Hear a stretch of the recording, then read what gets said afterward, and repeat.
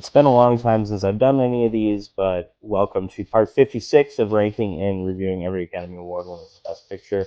The Best Picture from 1937, Life of Emile Zola, from director William Deaton.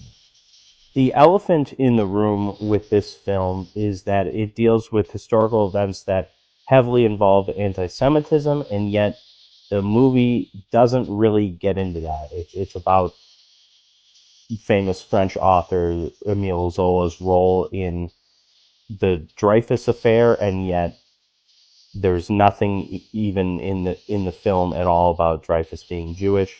Yes, that's a problem, but I also think it's just a reflection, perhaps, of where Hollywood was at the time. That this was an issue that it didn't feel super comfortable tackling, as opposed to I've seen some people write about this as if it was a conscious choice so that the film could be screened in Germany leading up to World War II. And it's like, I don't know about that. It definitely affects the movie and makes the movie worse than it could be, but it's still a fine movie.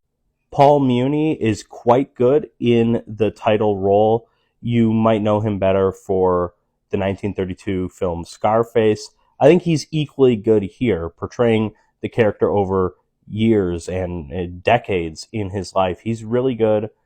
I like the story, actually. I mean, it's a story about how an intellectual can have a positive effect on the world, and it's like this probably isn't the best version of that story, but it's a compelling one with good acting and with very good production design for the time.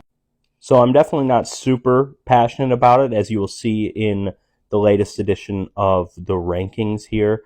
But it does clear that imaginary bar, that terms of endearment bar, where every film beneath it isn't worth watching and only terms of endearment and above I would consider good. I think this is a good movie. It's not a great movie.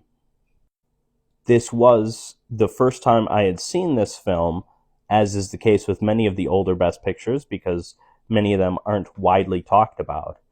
And it's also going to be the case for the next movie that I watch, Gigi from 1958, another musical, and one that I really haven't heard that much about. So the Best Picture musicals have been more miss than hit, at least of the ones I've covered so far. So we'll have to wait and see with that one.